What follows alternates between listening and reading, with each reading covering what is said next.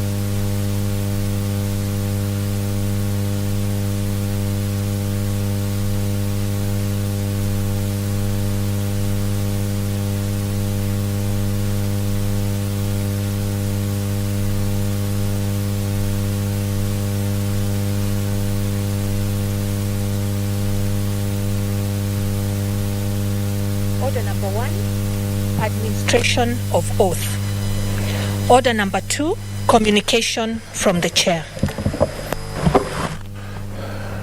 Honorable Senators, I would like to acknowledge the presence in the Speaker's Gallery this afternoon of a visiting delegation from the Embassy of China. The delegation consists of young diplomats attached to the Embassy of China in Nairobi who are in the Senate on a one-day visit.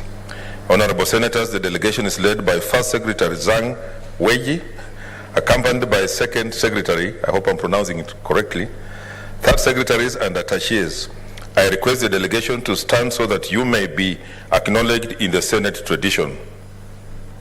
Honorable Senators, in our usual tradition of receiving and welcoming visitors to Parliament, I extend a warm welcome to the delegation and on behalf of the Senate and on my own behalf, wish them a fruitful visit. I thank you.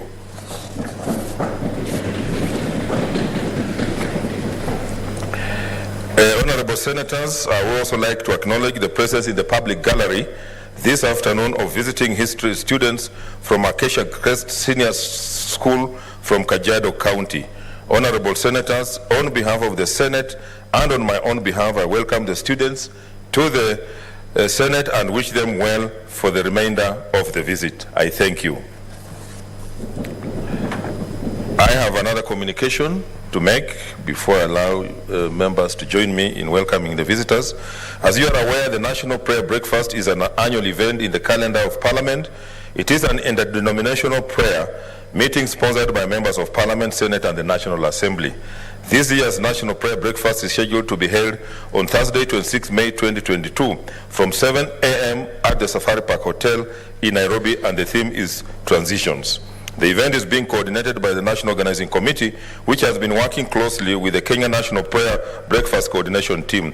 The Organizing Committee is co-chaired by Senator Samuel Bogisho MP, the Senate Minority Leader, and Honorable Daniel Manzo, MP of the National Assembly. Honorable Senators, this is a critical event, noting that this is an election year, thus the need to pray for our country during this period. I therefore urge all the senators to prioritize and attend the prayer breakfast. All the requisite arrangements have been made to make the event a success. I believe that you have all received an invitation card to the event.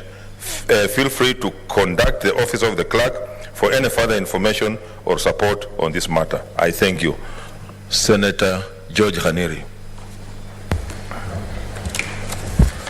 Mr. Speaker, I thank you for the opportunity. I actually rise up to join you in welcoming our visitors from China and the students from Acasia.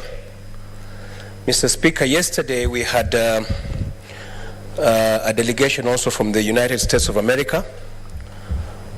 And so that I don't sound like I'm apologetic for Parliament, but it's important to let the visitors know, because, you know, Senate is looking very empty, the seats are empty. This is not very usual. We are in an electioneering period. Most members are out of town trying to defend their seats, and others trying to become governors. So it is important that our visitors should not go with this bad reputation that Senate lacks quorum. That is the explanation. But I want to join you in welcoming them to Senate, and particularly the students, to tell them that Senate of the Republic of Kenya is a very good place to come and learn parliamentary practices.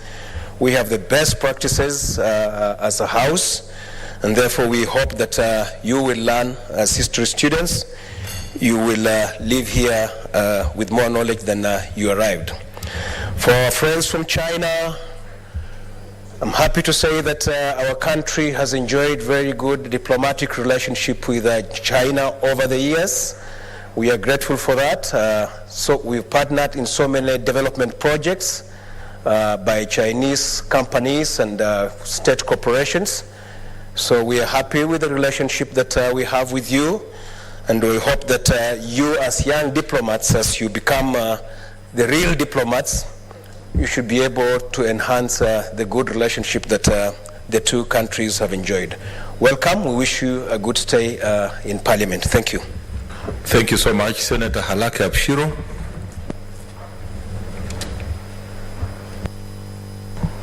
Thank you, Mr. Speaker. Mr. Speaker, I also join you and my fellow senators in welcoming the delegation from the Chinese embassy to the Senate, and to wish them all the very best as they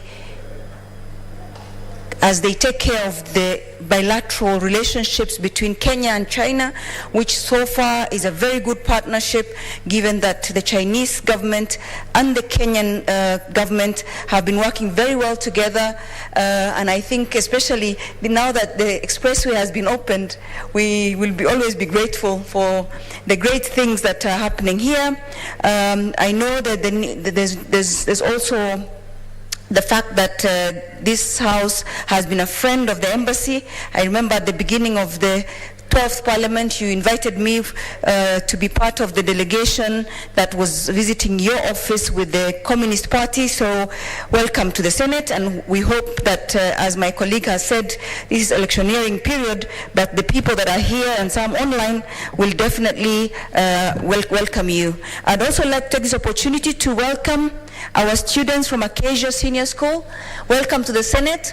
As you sit here, we are very proud to have you, especially you're coming from a pastoralist area, and I also come from a pastoralist area, so I'm happy to see that we are not just staying in the Bundus, we're also coming to the city to see for ourselves that if we from these areas can come and sit here in this house, you can also work hard and come and be here. So welcome to the Senate, and we look forward to having you in these seats and not just in the gallery. Karibuni sana.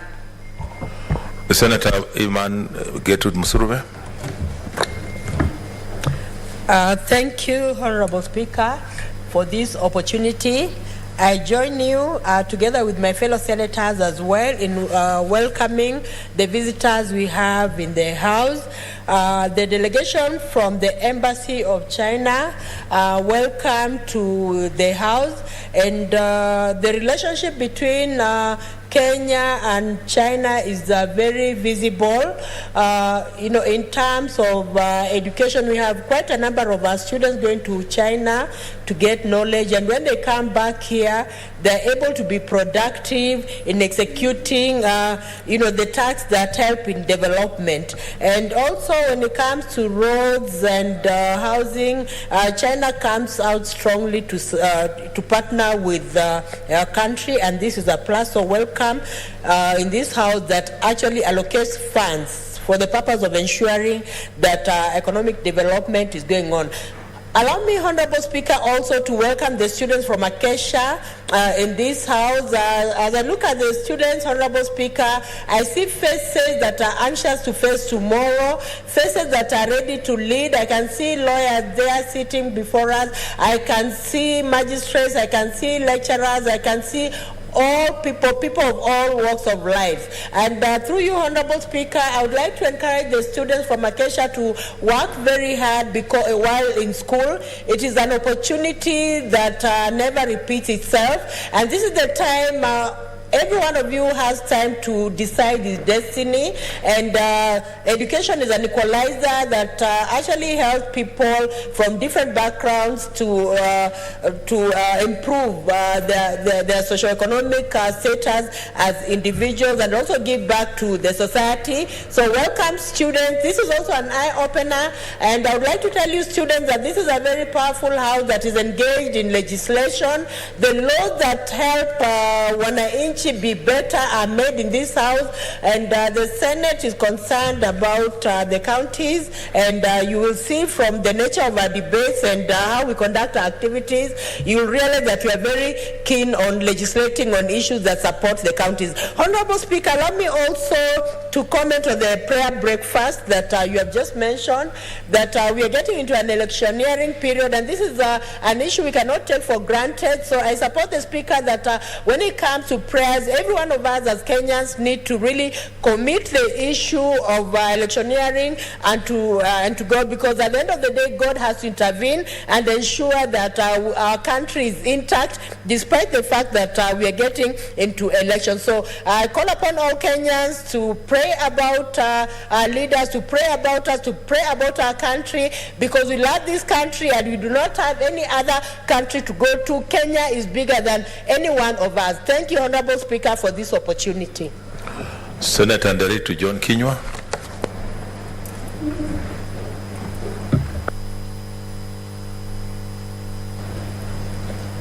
Asante sana Bwana Spika kwa kunipa fursa hii kuungana na wewe kuwakaribisha marafiki zetu kutoka nchi ya Uchina na vile vile wanafunzi wa kutoka katika shule ya Acasia. Na Bwana Spika, ningependa kuambia wanafunzi na walimu waliotoka katika shule ya Acasia ya kwamba si kawaida katika vikao vyetu vya hapa Seneti kuwa wachache hivi, lakini kisa na maana ama sababu ni kwa sababu maseneta wengi na wanafunzi wanajua na walimu wanajua ya kwamba tuko katika msimu wa siasa. Kwa hivyo si kawaida, na najua mmekuja muweze kusoma mengi yanayotendeka katika Seneti. Pengine ikiwezekana mrudi tena wakati ambapo msimu wa siasa utakuwa umekwisha, ndio muweze kusoma mengi mapana na marefu, ndio muweze kuelewa vile mambo yanavyotekelezwa hapa katika Seneti. Na vile vile ningependa kuambia ninyi wenyewe niwape changamoto, kwa sababu leo sisi ndio tuko hapa, lakini nyinyi kwa sababu mkitilia masomo mbele, kwa sababu unasemekana masomo ndio uti wa mgongo wa maendeleo katika nchi yetu ya Kenya. Nyinyi tunajua nyinyi ndio viongozi wa kesho. Kwa hivyo muige yale mazuri ambayo mtakayoona viongozi wakiyafanya, na nyinyi ndio tunaangalia, kwa sababu katika maendeleo yote katika nchi, wanafunzi nyinyi ndio mnaoangaliwa, kwa sababu masomo muweke mbele, na yale ambayo maneno yanayofanywa katika nchi yetu ya Kenya, nyinyi ndio mtakaoendesha maendeleo mbele. Kwa hivyo walimu, niwaambie ni vizuri, na wanafunzi vile vile niseme ya kwamba mkija mambo ambayo mnakuja kusoma hapa, myatilie mkazo na muendelee kufanya hayo. Na niseme Bwana Spika, tena nirudie niseme, ni siku ambayo ni ya hofu kidogo wao kuja wakati hatuyuko jumba limejaa, na muweze kusikiza vile mazungumzo yanavyofanywa hapa katika Seneti. Asante Bwana Spika kwa kunipa fursa hii. Senator Masinza Naomi Shionga. Thank you, Mr. Speaker, sir. I want to join you in welcoming our visitors today, especially the visitors from China who have joined us today. And it's a great pleasure that we have the visitors outside the country. You know, the bilateral engagement that we have between China and Kenya is of great magnitude, especially when it comes to economically, infrastructure, and even technologically. We really appreciate you, and it is good that you have come so that you can see. Just as my colleagues have said, this house is always full, but because we are making sure that we come back in this house and continue with the legislative mandate that we have, and just a few days to come, we are going to the ballot box. So many are on the grassroots trying to look for how best they can convert their vote. So we are full this house, and we are representative of people, and that's why we are. But still, I want to say welcome to the Republic of Kenya, and we welcome you more. And when you go back there, take our greetings to your people. When it comes to the student of Acasia Crest Senior School, I want to really appreciate, and I'm seeing some teachers there, I really want to appreciate your presence here. This is a place that anyone in Kenya would admire to be, both women and men, because when we are making laws, laws are made in this house, policies are made in this house, acts are made in this house, those that can take control of our country legislatively.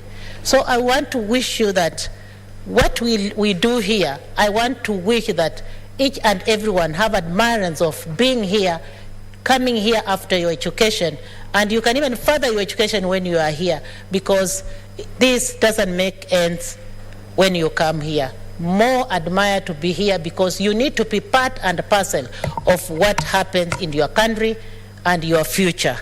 I want just to thank you and say that both the groups that have joined us in the gallery, please, you are most welcome on behalf of Kenya. And as the speaker has said, thank you very much for coming, and welcome again and again. God bless you all, and have a safe journey back home. Thank you. Next order. Order number 3, messages. Honorable Senators, this passage of the Health Laws Amendment Bill, National Assembly Bills number 2 of 2021, I wish to report to the Senate that pursuant to Standing Order number 41, 3 and 4, I have received the following message from the Speaker of the National Assembly regarding the passage of the Health Laws Amendment Bill, National Assembly Bills number 2 of 2021. Pursuant to the standing orders, I now report the message, and I quote, pursuant to the provisions of the Standing Order number 41.1 and 142 of the National Assembly Standing Orders, I hereby convey the following message from the National Assembly. Whereas Health Laws Amendment Bill, National Assembly Bills number 2 of 2021 was published via Kenya Gazette Supplement number 8 of 1 February 2021 as a bill concerning county governments in terms of Article 110(4) of the Constitution seeking to amend the Health Act number 21 of 2017, in particular, provisions relating to the Pharmacy and Poisons Act Cap 244, the Mental Health Act Cap 248, the Mental Practitioners and Dentists Act Cap 253, and Nurses Act Cap 257, the Kenya Medical Training College Act Cap 261, the National Hospital Insurance Fund Act number 9 of 1998, the Medical Laboratory Technician and Technologies Act number 10 of 1999, the Tobacco Control Act number 4 of 2007, Control Act number 15 of 2012, the Public Health Officers Training, Registration and Licensing Act of 2013, number 12 of 2013, the Kenya Medical Supplies Authority Act number 20 of 2013, the Counselors and Psychologists Act number 14 of 2014, the Physiotherapists Act number 2014, the Health Record and Information Managers Act number 15 of 2016, and the Clinical Officers Training, Registration and Licensing Act number 20 of 2017. And whereas the National Assembly considered the said bill on Wednesday, 30th March 2022 and passed it on Thursday, 31st March with amendments in the form attached hereto, now therefore in accordance with the provisions of Article 110(4) of the Constitution and Standing Orders 41 and 142 of the National Assembly, Standing Order 1, I hereby convey the National Assembly's decision on the bill to the Senate. Honorable Senators, pursuant to Standing Orders number 157, which requires that a bill originating in the National Assembly be proceeded with by the Senate in the same manner as bill introduced in the same Senate by way of first reading in accordance with the Standing Order number 139. In this regard, the Health Laws Amendment Bill, National Assembly Bill number 2 of 2021 will be read a first time at the next sitting of the Senate. I thank you. Next order. Order number 4, petitions.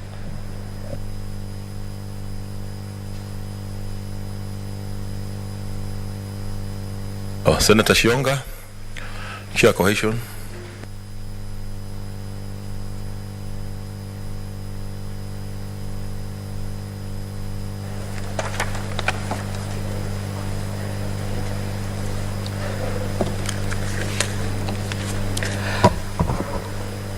Mr. Speaker, sir, I beg to lay the following petition report on the table of the Senate today, 19th May 2022.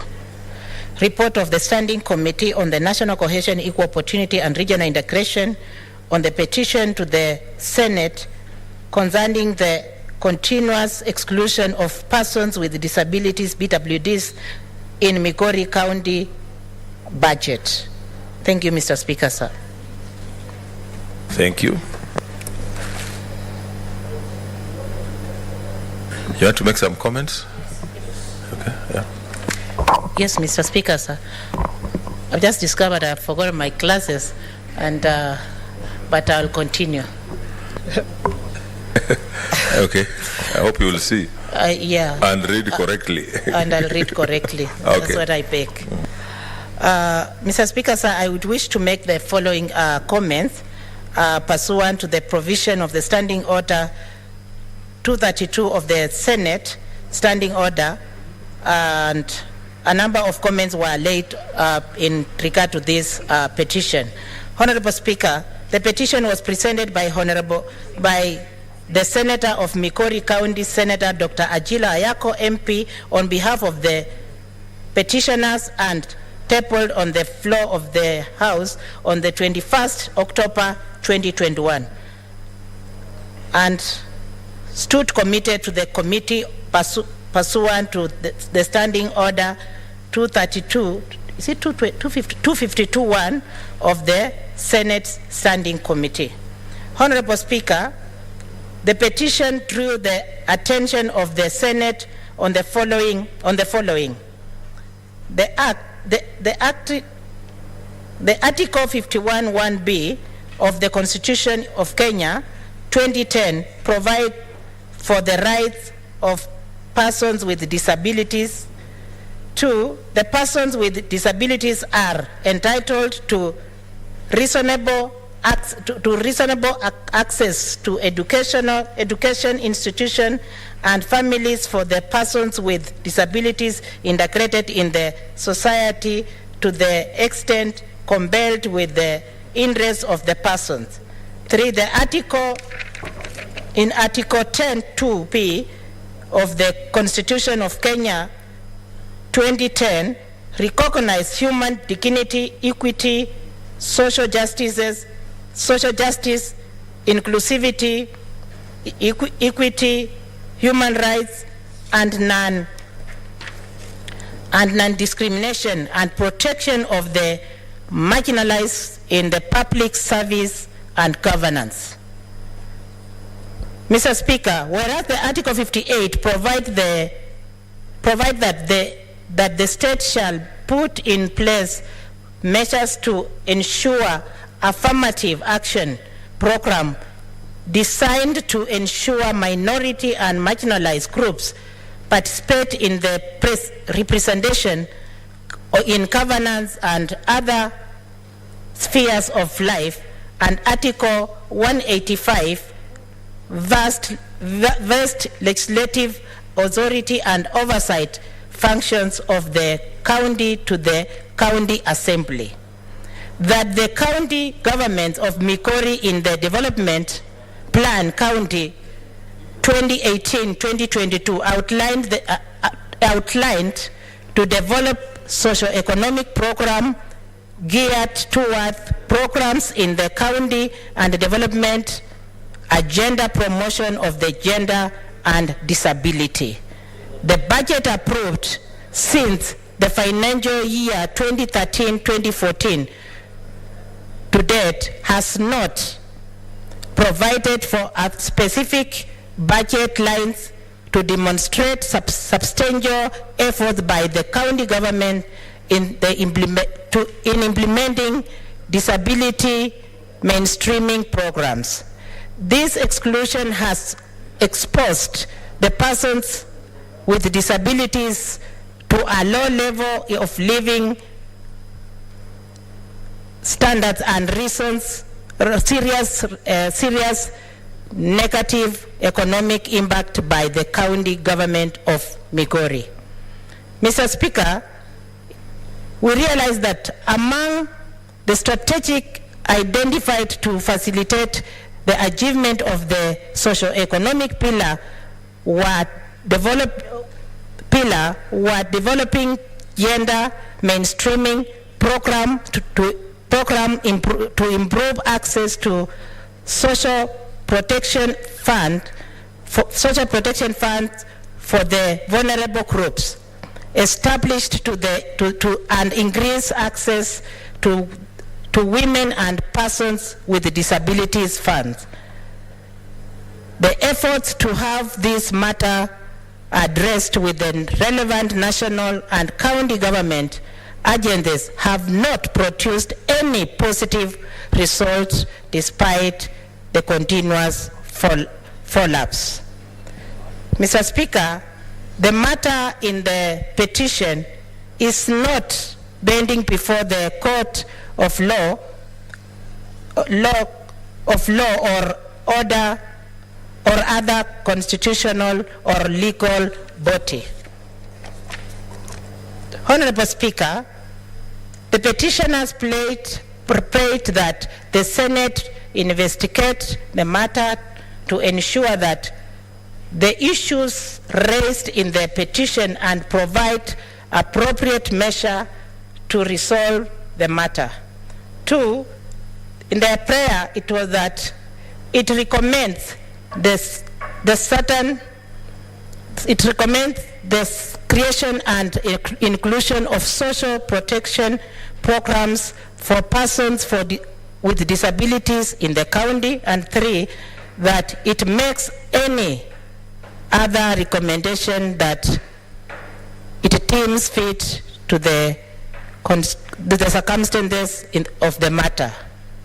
Following the tabling of this petition in line with the Senate Standing Order number 252-2, the Speaker directed that the Standing Committee on National Cohesion, Equal Opportunity and Regional Integration to investigate the matter and table the report to the House within 60 days calendar days.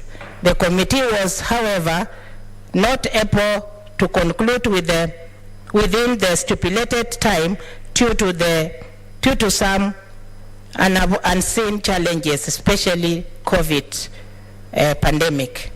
Honorable Speaker, the committee received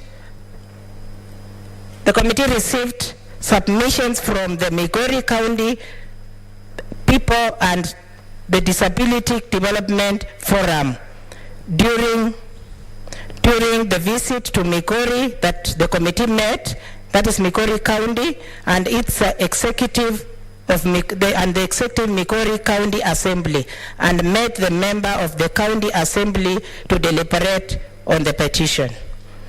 Mr. Speaker, sir, the committee recommended that, 1, the county government of Migori should make deliberate and strategic efforts in the socio-economic development and mainstreaming of the social interest groups, fundamental rights among the PWP as enshrined in the Constitution and in Article 10, 54, 55, 56, 57, and other relevant legislative among them persons with disability. 2, the county government should ensure programs meant for the PWT are funded in the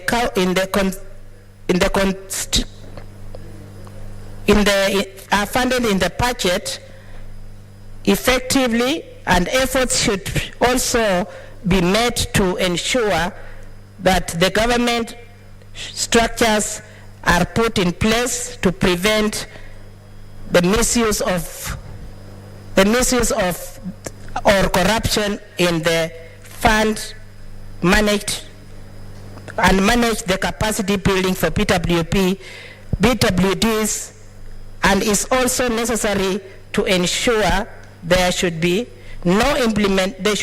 implementation of and that are stipulated in the payment of these funds. Mr. Speaker, I might not go all throughout to read all the recommendation, but because we have the report tabled before this House, the committee made efforts to make sure that the county government of Migori should establish and prioritize the Disability Mainstreaming Committee with the representation of BWD. Additionally, should allocate funds that will cater for these persons because it is enshrined into the Constitution. And within the 30 days of their budget, they should consider all that we recommended as a committee that is led by my team and is led by me. Thank you, Mr. Speaker. The rest is found in the report for any person who is interested, but I beg to, it is our report, Senator Jarrike, it's our report. So I wish to lay the report on the table. Thank you, Mr. Speaker, sir. Maybe, Mr. Speaker, if you can allow more, because my eyes have gone, but I've struggled here.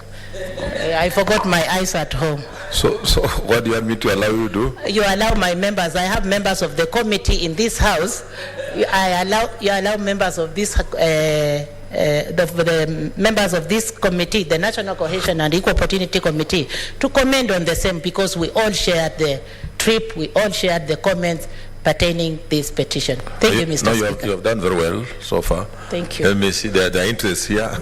Senator Harake, I don't know that she's your member, but she's shown interest, Senator Harake. Thank you very much, Mr. Speaker. I'm not her member, but I wish to congratulate her on a good, comprehensive report, and I'm encouraged that we are getting reports back in the House, because sometimes we have brought a lot of petitions, and so it's a good sign that we're getting reports back. So congratulations, Madam Chair, and your members.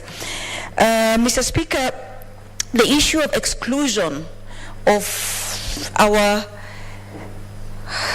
PWDs and other marginalized group is such a big deal that this House, I'm glad, took it seriously enough to complete it before the end of the 12th Parliament, because really on the campaign trail this weekend, I was meeting with somebody that is disabled, and one of the things they said is that my county had for counties, I don't know, there's a percentage of budget that should be allocated to people with disabilities in the counties, but that laws do not exist for that amount to be dispensed to the people with disabilities.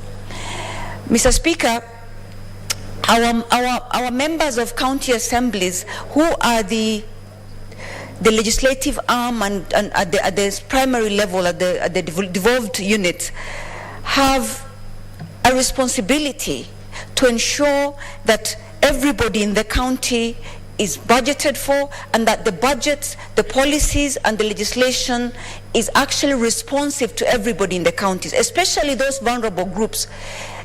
The legislation for those vulnerable groups should even be prioritized more than just any other legislation, Mr. Speaker.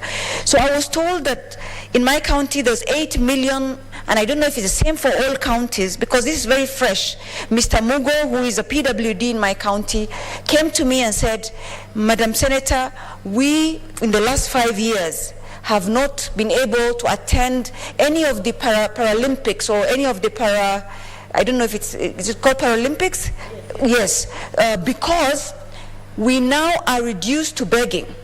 And that is wrong, because if the country has given money to the devolved units, and if these resources this House has made sure has gone down to the devolved units, how is it that then we condemn our people living with disabilities to the indignity of begging? Yet there's a budget. So when people are given money, but then are reduced to begging from maybe the MPs or from well-wishers or from business people, what are we saying?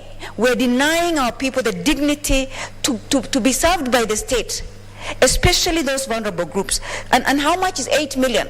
So I was very surprised, Mr. Speaker, that Mr. Mugo would come to me and say, in the last 5 years, actually, of course, devolution is now 10 years, in the last close to 10 years, not a single law has been put in place at the devolved unit, and therefore no resources can be given to our people living with disabilities.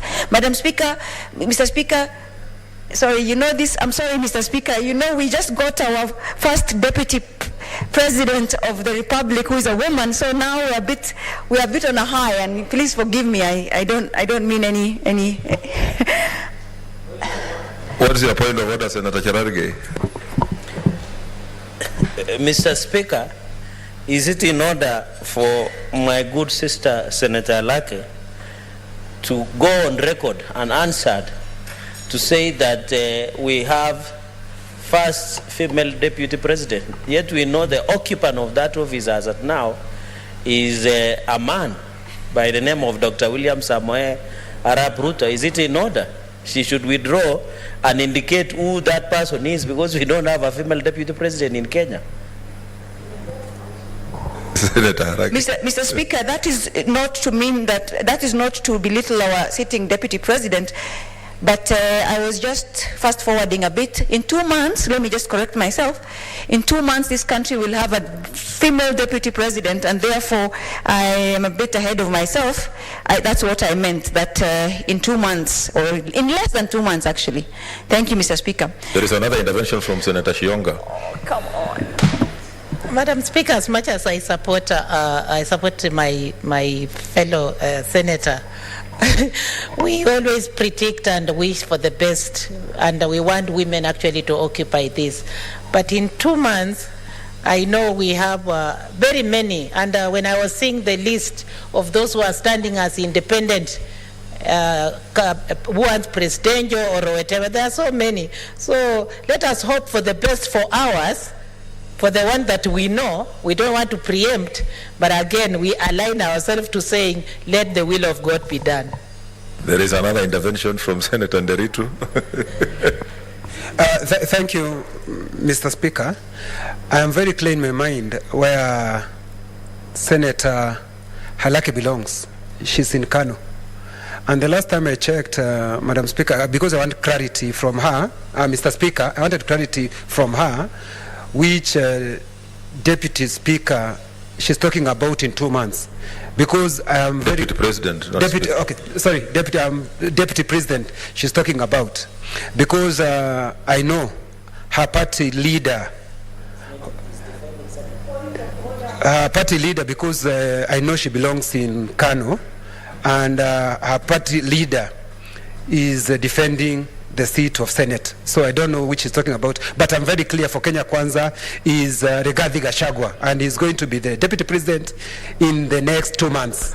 Okay, I want to bring that matter to a close, because I think we are diverting from our main focus. Senator Halake. Mr. Speaker, I may have a right of reply, but I'll let that pass because I don't want to be in trouble because you've rested that case.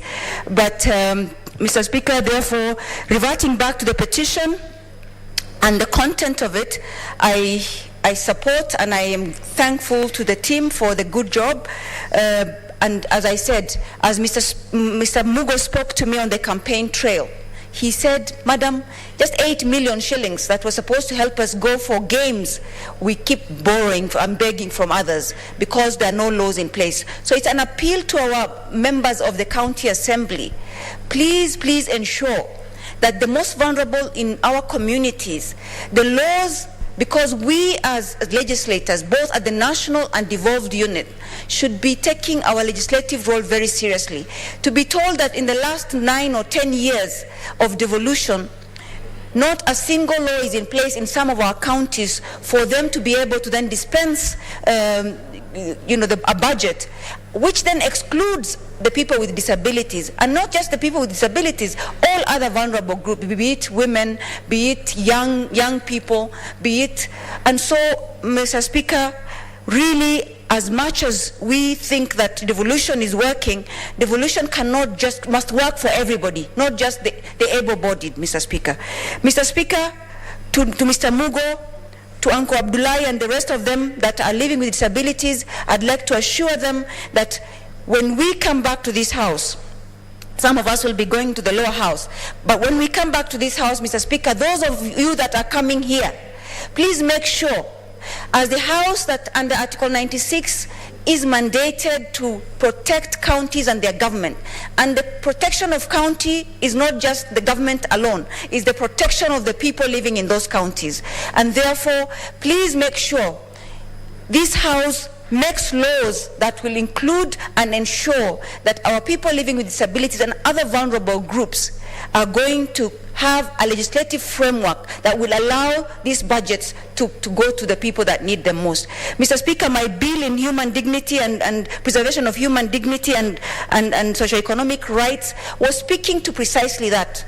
The provisions of under Article 43.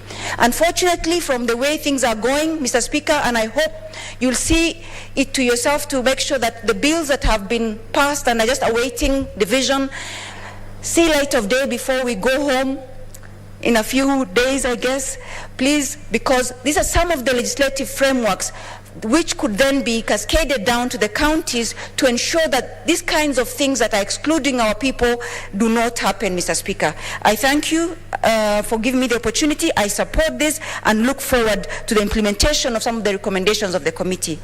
Thank you. Senator Musurve. Thank you, Honorable Speaker, for this opportunity.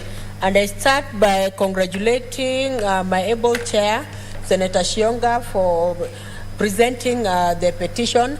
Indeed, we went to Migori and met the petitioners, we met the executive, and we had a very lengthy discussion, Honorable Speaker. But what was coming out very clearly is that there was a big gap between the executive and PWD inclusion. Now that gap needs to be filled, Honorable Speaker, because we saw that the petitioners were justified in bringing the issue to our attention simply because of the lack of exclusion. And Honorable Speaker, just as Senator Halake has said rightly, that when no one should be excluded when we are talking of devolution. It is unfortunate, Honorable Speaker, that the county government of Migori has not really included PWDs in their budget, and this should be something that should also be done across the board in the 47 counties, Honorable Speaker, because when it comes to allocating monies, we allocate monies to go to the counties with the reason so that there is service delivery in the counties, Honorable Speaker. And when it comes to Migori, Migori has not, just like many other counties, have not been able to identify, tap, and utilize the talents that persons with disabilities have, Honorable Speaker. Because at county level, that is when they can be identified. That is when even players can be identified who have disabilities, and they bring a lot of glory in this country. And I want to commend the Honorable Speaker. I take this opportunity to commend the national government for what it's doing with regard to persons with disabilities.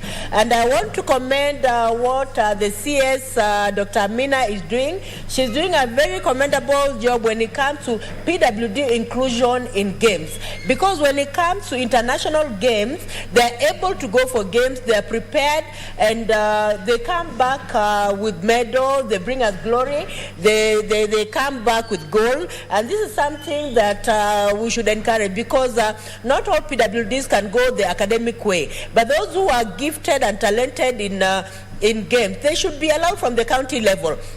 And Honorable Speaker, I remember very well, even at county level, when I was doing the Msuruve tournament, PWDs were actually involved. I involved them, and they came and played football in their crutches. There are even PWDs who even play sitting volleyball and many other games. So there is need for PWDs to be involved in sporting activities right away from the county level, and then when they go to national level, internationally, they can give us glory, Honorable Speaker. And I want to say, Honorable Speaker, that when it comes to PWDs, I witness internationally that in some countries, PWDs are, when it comes to sports, it's actually a career, and they're able to make a living from there. And you could see that some of these players, the moves they make in volleyball, the moves they make in basketball, the moves they make show that they have not just been sitting at home. Money has been allocated, and they are training. And so the sporting should be a win-win situation for PWDs at county level, and all county budgets should actually include PWDs. Honorable Speaker, even as we talk about persons with disabilities, we must know that we have to look at persons with disabilities from a rights perspective. The persons with disabilities have a right, just like anybody else. They have a right to education. So even those who are doing well at county level should be identified very quickly and even help so that they make it academically. Honorable Speaker, I have seen quite a number of persons with disabilities who have gotten support, and eventually they become lawyers. We have quite a number of lawyers who are visually impaired, and they're doing very well, Honorable Speaker. We have also human resource personnel who are also visually impaired, and we also have persons with disabilities also, Honorable Speaker, who work with crutches, wheelchairs, and they're doing well. So the point I'm trying to really emphasize is that county governments should ensure that they include PWDs in all activities in the county, so that there's service delivery as per Article 43 of this Constitution for persons with disabilities. And Honorable Speaker, even as you're talking about persons with disabilities, allow me to comment what I saw, and my able chair is here. She'll agree with me that persons with disabilities and do not have an advisory body that informs the executive. Many times you'll find that the executives may not know much about issues of disability. And so when it comes to dealing with issues of disability, they don't know how to go about it. They do not have anyone to advise them. And that is how mainstreaming is not done in most of these counties. So there's need to have an advisory body in all the counties that inform the executives on the needs basis. Because persons with disabilities need to be looked at on a needs basis, Honorable Speaker, because every person with a disability has his own needs, and so identifying and ensuring that the needs are met will help persons with disabilities become economically productive in this country. Honorable Speaker, I support the petition, and I hope also that the recommendations that were made by the committee where I sit and where my Senator Shionga is our chair will actually be met, and the recommendations will be adhered to in order to ensure that persons with disabilities live rightly just like anybody else, and that they are not seen from a pity paradigm but from a human rights perspective. Honorable Speaker, thank you for the opportunity. Senator Chararge Samson.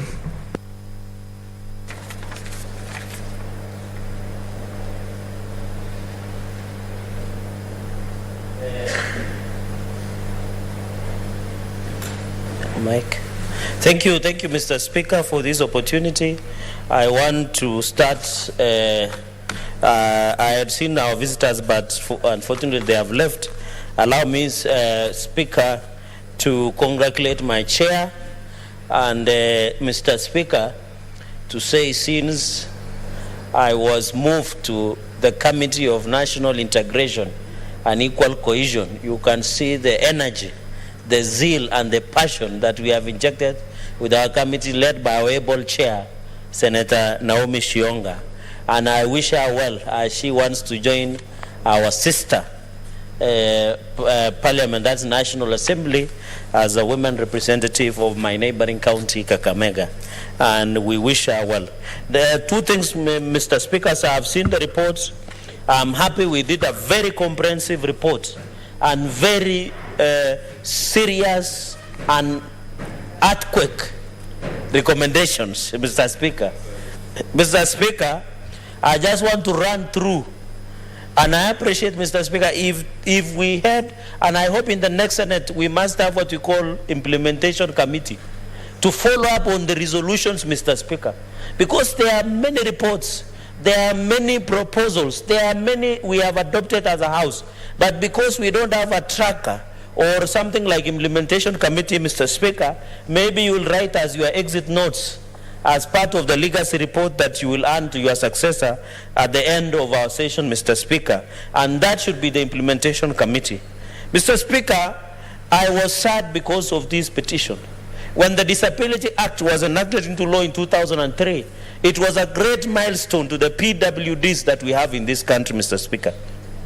Mr. Speaker, when you read Article 10 of the Constitution of Kenya, it is very clear that there should be inclusiveness, there should be non-discrimination, there should be respect to human dignity, which includes not only the able-bodied people like us, but also PWDs, the marginalized and the minority, Mr. Speaker.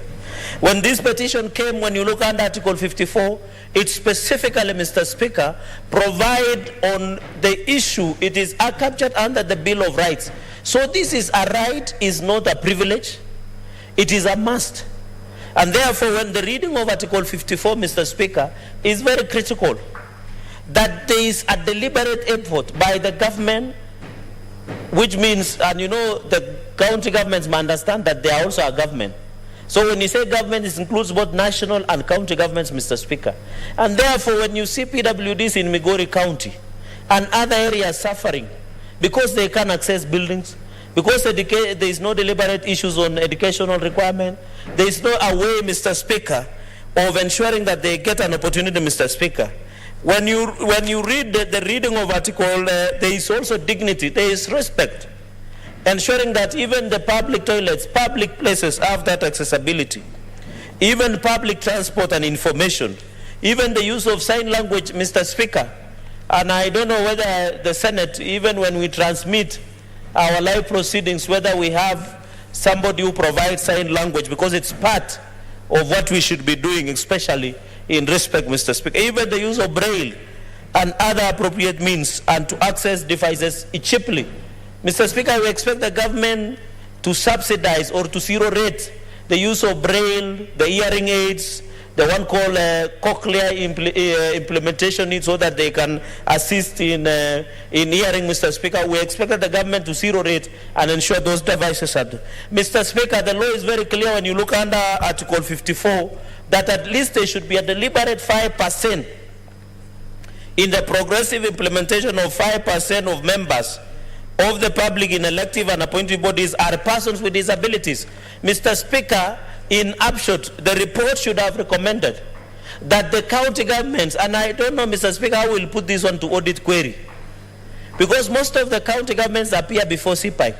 The question we normally ask them, Mr. Speaker, and you have a privilege of serving both as a senator, speaker, and as a governor. I hope when everybody goes back, including Bungoma, they should be in compliance with 5%, Mr. Because we only ask them, what is the ethnic composition? That's the only query. In future, Mr. Speaker, we should be asking, is there compliance of 5% in, for example, in Bungoma county government, in Nandi, in Laikipia, in Trans Nzoia? That is the question we should be asking, Mr. So that we make deliberate effort of actualizing Article 54, which forms basis of affirmative action as PWDs, Mr. Speaker. Mr. Speaker, on the point of CIDP and making deliberate, I think these are straightforward matters. We want to call upon the county governments, when they are drafting their CIDP, they must include the marginalized, the minorities, PWDs, and the young people and women, Mr. Speaker. Mr. Speaker, the last point I want to make there is the public participation, Mr. Speaker.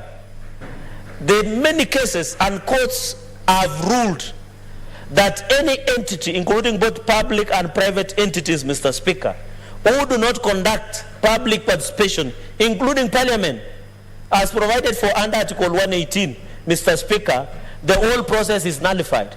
Even the other day, the Supreme Court and courts of Kenya nullified BBI because of one only symbol of public participation.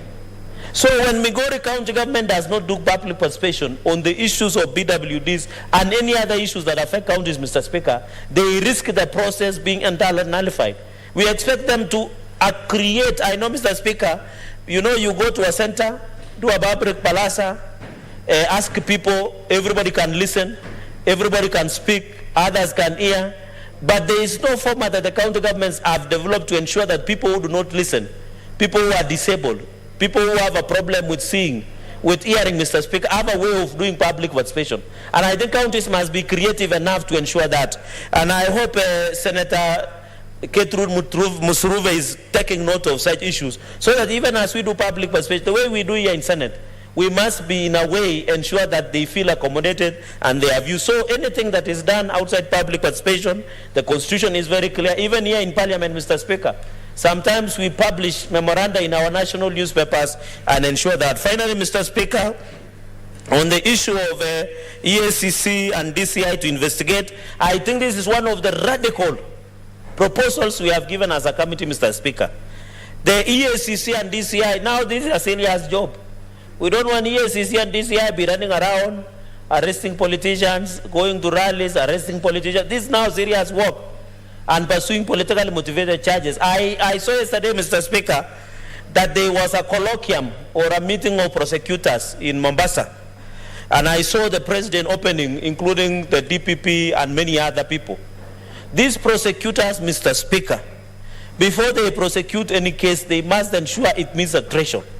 And one of the simple cases to look at is to ensure counties comply with PWDs and ensure funds that were issued in financial year 2016-2017, 2017-2018, 2018-2019. The EACC and DCI, this is a good job that they need to assist Kenyans. The last time I saw something being done in Nandi for PWDs is when they were called in the showground in Kapsabet town. They were given blankets, soda, water, and they were told to go home. So, Mr. Speaker, we must agree in a way that how do we utilize these funds? There are people who are disabled in these offices, but when you meet them, they are well-bodied people. We know, Mr. Speaker, there could be other disabilities, maybe in badminton and other things. But the point we are trying to say, Mr. Speaker, the real disability, we don't want people to be pretending that they are disabled, or, you know, in Africa there is a problem. Others are pretending to be disabled, others are pretending to be young, Mr. Speaker. We need to be told in a way that when you say disabled, what does it mean? And therefore these investigative agencies, Mr. Speaker, is very important. So in all, I want to say that this is a good report. We have done our part. We did a very thorough report. We hope this report will assist not only Migori County addressing the petitioners, but to ensure the county governors and county governments have an opportunity of looking at this thorough report, try and implement. Let us comply with 5% in terms of elective and appointive. And I want to commit, Mr. Speaker, as Kenya Kwanza takes over government, God willing, in the next 88 days or less than, we shall be able to follow up and ensure the 5% is complied. And I think our colleagues who are here, and a number of them, should ensure in the second generation of Senate, we must start a way of auditing our youth through ACPO, the issue of PWDs, the issue of gender in terms of access of tender, elective and appointive. And I think if we comply from the lowest level, that is our counties, to the national level through bottom-up approach, Mr. Speaker, we can be able to realize the gains that we have made as a nation through a progressive Constitution 2010. I thank you, Mr. Speaker. Okay. I don't see any interest. Let's go to the next order. Order number 5, papers. I don't see anybody from the majority side who can table. Next order. Order number 6, notices of motion. Order number 7, statements. Senator John Kinyua.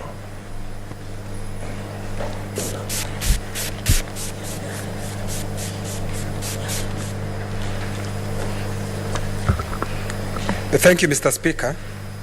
Mr. Speaker, sir, I rise pursuant to Standing Order 47-1 to make a statement on an issue of general topical concern on a consideration and construction of a road access by the Kenya Urban Road Authority, KURA, to construct a road access to Membli Dekio Estate in Kiambu County. Mr. Speaker, sir, Membli Dekio Estate in Ruiru is a fast-growing, high-end suburb located in Ruiru town of Kiambu County. It borders both eastern and north bypasses and is a short distance from Kenyatta University and Tatu City. The churches located within the estate include PCA Membli Church, Committee Parish, St. Teresia Catholic Church, and Deliverance Church, Membli. In addition, there are several education institutions within the estate and include Membli High School, Montessori Christian Kindergarten, and PCA Membli School. Further, there are around 500 families that live in this estate. This is in addition to about 1,500 adults and students that visit the churches and education institutions located in the estate from other estates. Due to high vehicular traffic that is generated on a daily basis, there is need for a property junction to the estate with associated acceleration lane from the main eastern bypass and an access lamp. Mr. Speaker, sir, for months now, work on the dwelling of eastern bypass being undertaken by China Communication Construction Company has been going on. However, they are concerned by the residents of Membli Dekio Estate that certain key items were not considered during the initiation of this project, and that has affected the residents' accessibility to the estate, such as 1, proper entrances to the estate from the main carriageway, eastern bypass with associated acceleration deceleration lanes, and a lamp to the main carriageway. 2, a pedestrian footbridge across the dual carriageway. And 3, improvement of estate roads to bitumen standards, including drainage works. Mr. Speaker, sir, there is need to have pedestrian footbridge to cater for pedestrian crossing the dual carriageway to access both Membri, Githunguri, and Githodwa Estate on the opposite side of the road, as we have witnessed numerous traffic accidents in the recent past along this stretch of the bypass. Many pupils and guardians across this busy highway daily to access the educational institutions that are located on both sides of this road. They include Githunguri High School, Githunguri Special Unit Primary School, Githodwa Primary School and Secondary School, Membri High School, Montessori Christian Kindergarten, and PCA Membri School. The road in the estate are of Maram servicing, and due to the high vehicular traffic, they are worn out and have numerous potholes. Mr. Speaker, sir, due to the high vehicular traffic leading up to the estate surrounding schools and churches, which is a risk to pedestrians, there is urgent need to consider upgrading the major estate roads to bitumen standards and construction of storm water drains. In view of the seriousness of this matter, Mr. Speaker, I would request you refer the statement to the Standing Committee on Roads and Transportation pursuant to Standing Order 473 to intervene and get special consideration from Kula towards construction of a road access and associated stormwater drains in Membri Dekio Estate. I thank you, Mr. Speaker. Mr. Speaker, would you allow me to read the second? Yeah, you can read and then... Okay. Thank you, Mr. Speaker. I rise pursuant to Standing Order 48.1 to seek a statement from Standing Committee on Finance and Budget regarding the regulation of digital credit providers in the country. In the statement, the committee should, 1, state the number of digital credit providers operating in the country, stating the terms and conditions of credit they offer. 2, state measures, if any, to protect households and MSEs from predatory lending by digital credit provider, outlining targeted interventions against fraudulent transfer of property resulting from defaulting on these loans. 3, examine the effective and enforceability of the recently enacted digital credit provider Regulation 2022, which seek to curb dishonest players and not to protect customers. And 4, state the measures put in place by the Central Bank of Kenya, CBK, to mitigate financial risk exposure due to the rise in digital credit borrowing. I thank you, Mr. Speaker. Thank you, Senator Samson Cherargei.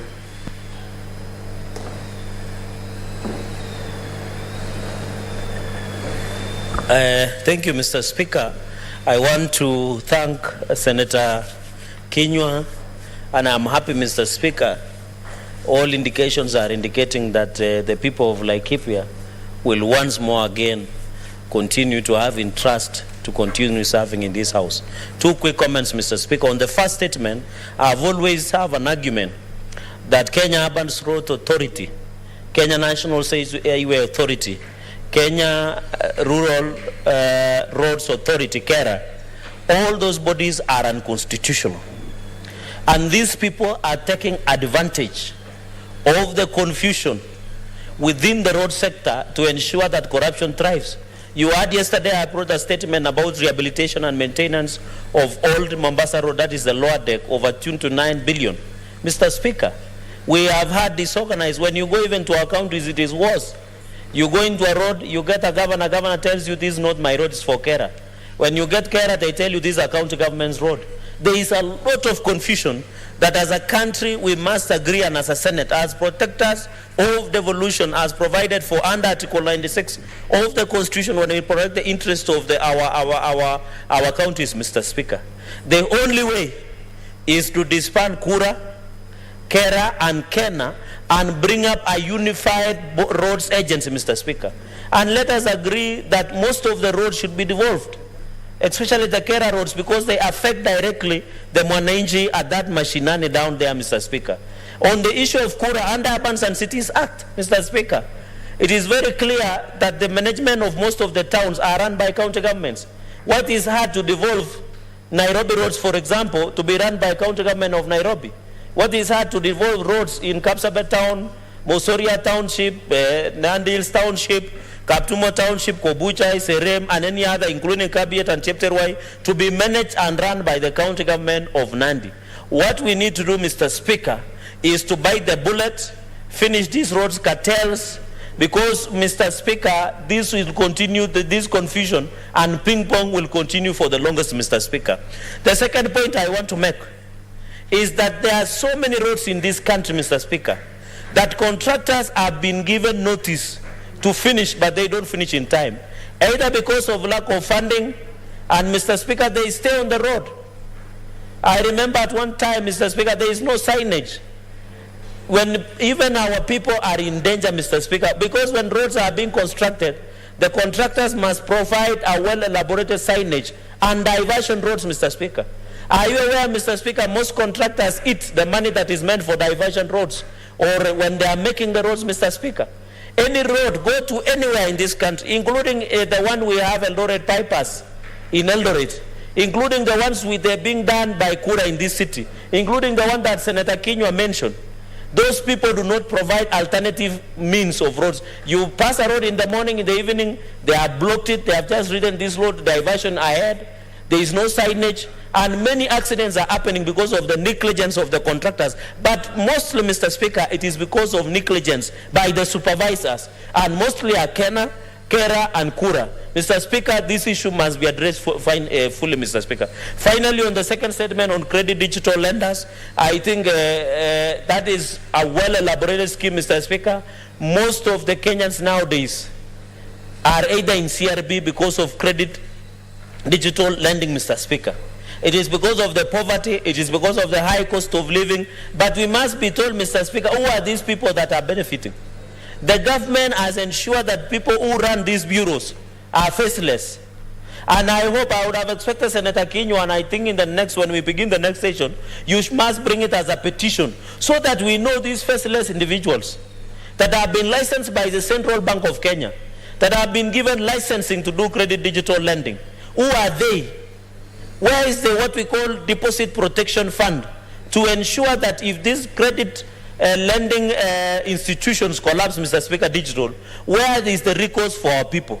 And those are the questions that we must query as a Senate, Mr. Speaker. And I hope the better way is to bring it as a petition so that we can get 60 days and get all the stakeholders and players within that industry so that our people, Mr. Speaker, it is only in Kenya where the people are left to the mercy of the sharks in each industry, from roads to cost of living. Mr. Speaker, you saw the other day, in fact now I was being told with the high cost of cooking oil, you might find even now the supermarket one might assign every cooking oil to be guarded by a watchman because the cost is too high, Mr. Speaker, and that forces Kenyans to go and borrow in the digital credit lending institutions, Mr. Speaker. So I hope these statements can be addressed before we go for recess and for campaigns, Mr. Speaker, so that these matters can be put to rest. I thank you, Mr. Speaker.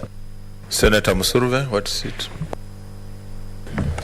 Thank you, Honorable Speaker, for the opportunity. I would like to thank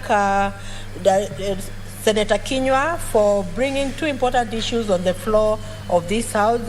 First of all, he has talked about Memble Estate, and I'm very conversant with that estate, Honorable Speaker. It's on your way to Juja, and I passed it very many years when I was a lecturer at Jomo Kenyatta University. And you could see, Honorable Speaker, that even accessing the estate itself is very difficult because there's no road that is really leading to the estate. And Honorable Speaker, most of the residents there just close their windows almost the whole day, simply because the roads are dusty. When you get inside of the, the estate, they're dusty, and we all know what can come as a result of dust.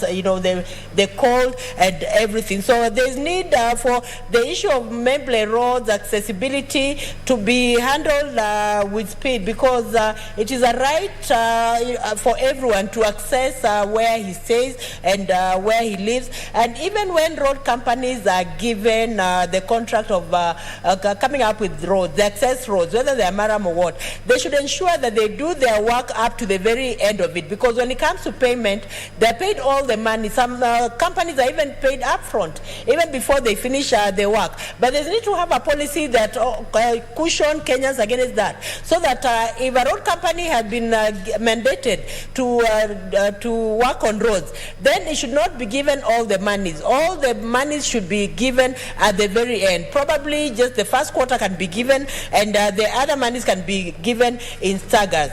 Honorable Speaker, Senator Kinyua has also brought in the issue of digital lending. When you open the phone, you'll find that there are so many people, organizations that lend money. Some of these are fraudsters, and there's need for Kenyans to be cushioned against fraudsters so that people do not lose their money through fraudsters. And even those organizations that are legit, then it has to come out clearly how many digital companies do we have, and how many have been allowed to operate in this country, Honorable Speaker. They should be able to be traced so that in the event of anything, then they can be followed, so that there's also transparency in the business that they are doing. And even if they are doing business, Honorable Speaker, even if it's digital, they have to pay tax, because they operate under zero tax, and they should not be zero rated. So those digital lenders who are lending money to Kenyans should also account to KRA, so that they are also paying tax, Honorable Speaker. Otherwise, I support the statements, and I believe that these statements, even though we have very little time, will be handled in the speedy nature that they need to be handled in. Thank you, Honorable Speaker. Senator Musurve, your statement.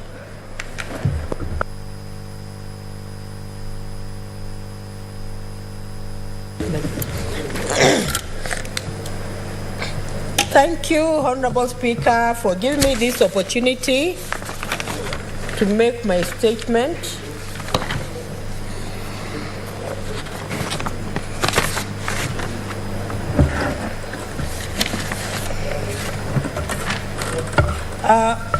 Honorable Speaker,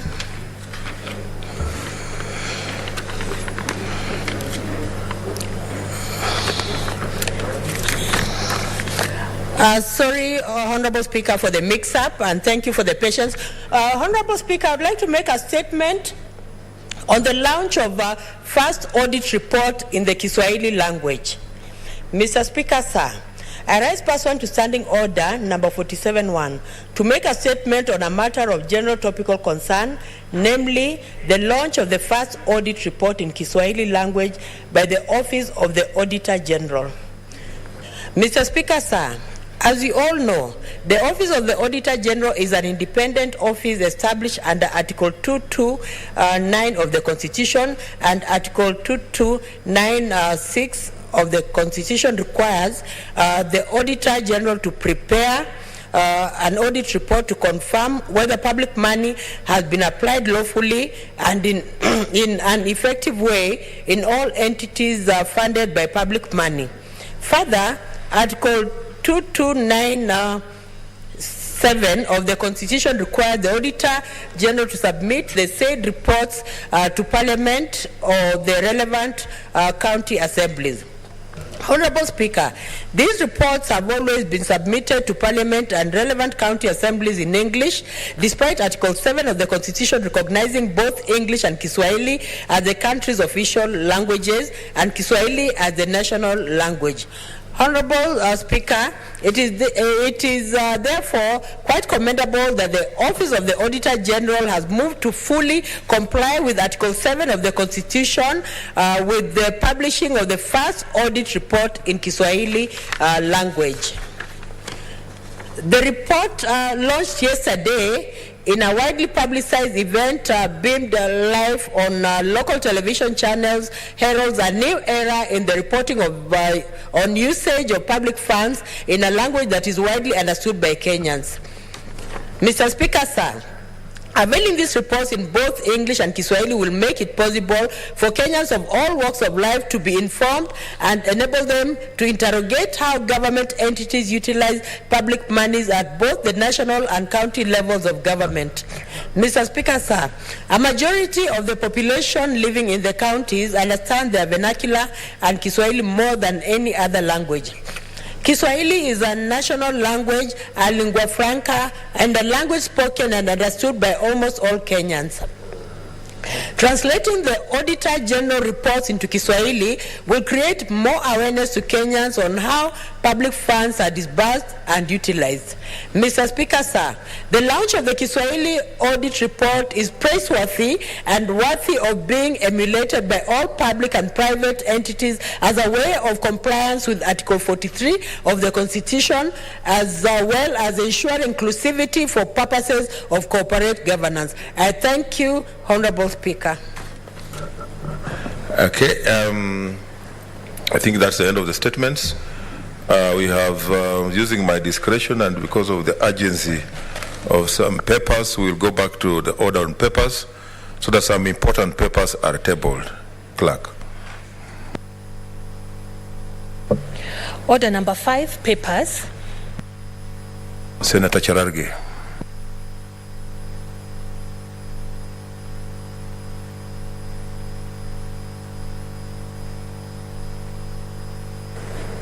Thank you, Mr. Speaker. Mr. Speaker, sir, I beg to lay the following paper on the table of the Senate today, 19 May 2022, the county government's additional allocation cash disbursement schedule for financial year 2021-2022. I thank you, Mr. Speaker. Mr. Speaker, sir, I beg to lay the following papers on the table of the Senate today, 19 May 2022. 1, the Teachers Service Commission Annual Report and the audited financial statements for the financial year 2020-2021. And second, Mr. Speaker, the National Treasury and Planning Report on all new loans contracted by the government from 1st January 2022 to 30th April 2022. I thank you, Mr. Speaker, sir.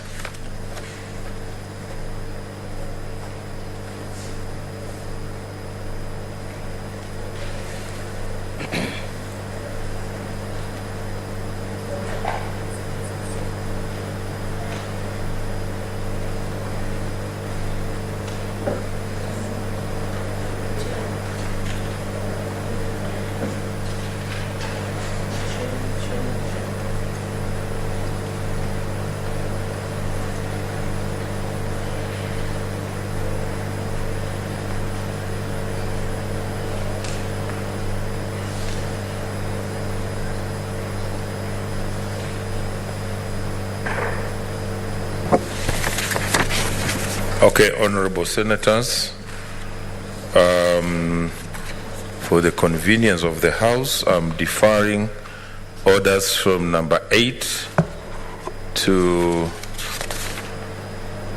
order number 28, then also orders number 29 to 31. So we go to order number 32, clerk. Order number 32, motion, adoption of the report of the Sessional Committee on Delegated Legislation on its consideration of the Controller of Budget Regulations 2021.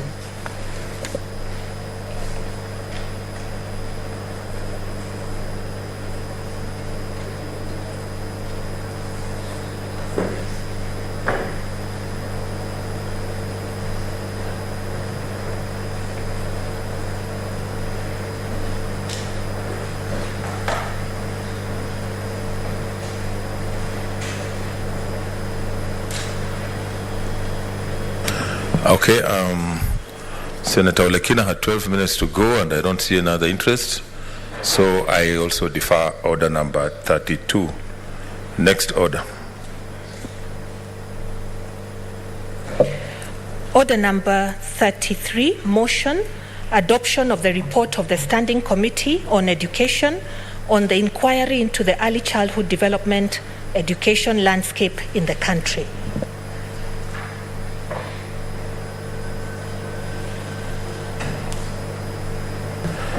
That is also deferred. Next order. Order number 34, motion, adoption of the report of the Standing Committee on Health on the alleged negligence by the Kenyatta National Hospital in the medical case of the late Professor Ken Walibora prior to his death.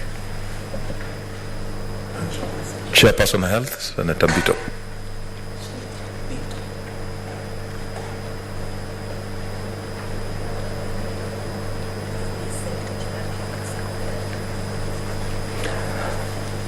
Mr. Speaker, sir, the Senate Standing Committee on Health, which is established under Standing Order 2218.3 of the Standing Orders, and is mandated to consider all matters relating to medical services, public health and sanitation. Mr. Speaker, the late Professor Ken Walibora met his death at the Kenyatta National Hospital on the 10th of April in 2020 following a hit-and-run road traffic accident on Landis Road. According to the media reports, the deceased is said to have been hit by a bus as he attempted to escape an attack by street children. Mr. Speaker, following media reports of the alleged negligence of the late Professor Ken Walibora prior to his death at the Kenyatta National Hospital, the Standing Committee on Health invited the management of Kenyatta National Hospital to a meeting aimed at clarifying the circumstances that surrounded the late professor's death, including A, details of how and when he was brought to Kenyatta National Hospital, what time he was attended to, and what emergency interventions were undertaken on his behalf prior to his death. In addition to the meeting with the management of Kenyatta National Hospital, the committee held a consultative meeting with Mzalendo Trust, a civil society organization that has previously conducted studies on alleged negligence of accident victims at public hospitals in Kenya. Mr. Speaker, Article 43(2) of the Constitution and Section 7(1) of the Health Act 2017 guarantees every person the right to emergency medical treatment. Section 91(b) of the Health Act further obligates all private institutions and private healthcare workers to, and I quote, provide emergency services in their field of expertise as required or requested either by individuals, population groups, or institutions without regard to prospect or otherwise of direct financial reimbursement. Mr. Speaker, sir, in the course of its investigations, the committee found that the late Professor Ken Walibora received the necessary life-saving medical emergency interventions following his admission at the Kenyatta National Hospital, and that he accessed intensive care services at the critical care unit of the A&E department in the Kenyatta National Hospital. The committee further noted, further found that the late professor was admitted as an unknown African male, remained unidentified up to at least 3 days after his death, owing to lack of identification documents. As with accident victims with private insurance, but who lacked identification documents, had his identity card been known, he may have received a timely transfer to alternative private health facilities.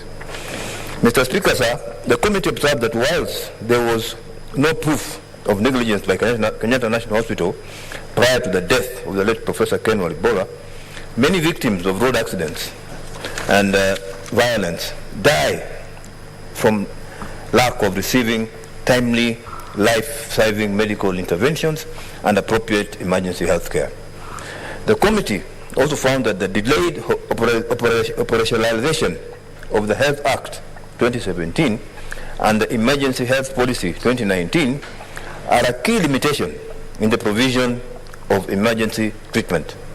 As such, the committee identified a need for a legislative framework to operationalize the provisions of Article 43(2) of the Constitution and Section 7 of the Health Act 2017, which provide for emergency treatment services.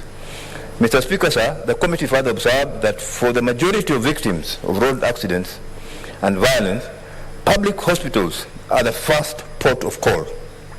As such, there is a need to ensure that all public hospitals are adequately resourced and equipped in order to enable them to deal with emergencies.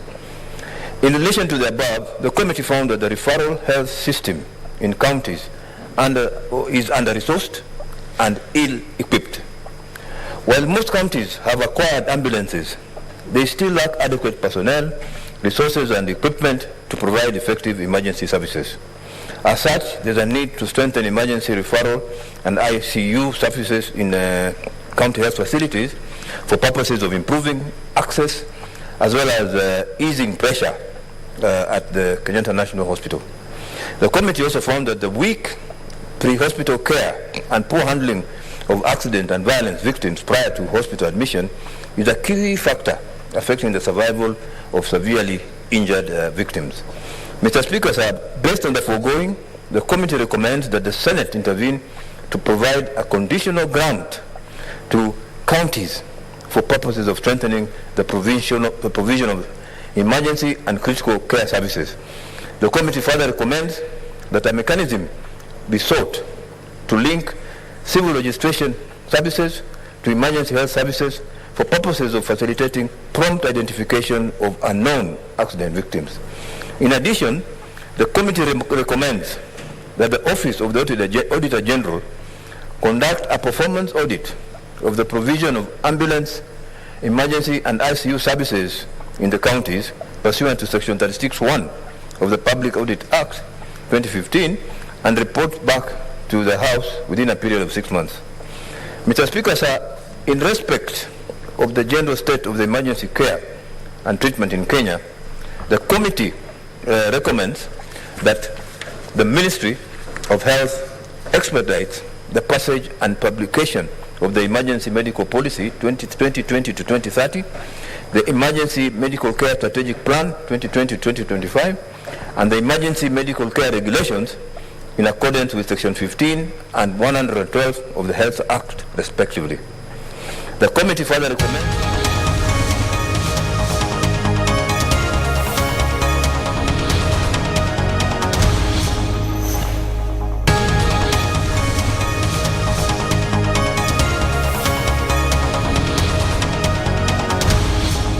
eviction of workers from their land in Roysambu by KDF.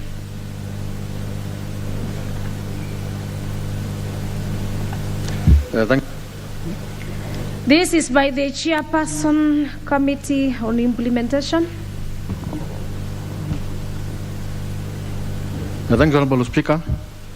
Honorable Speaker, I beg to move that this House adopt the report of the Committee on Implementation on its consideration of the implementation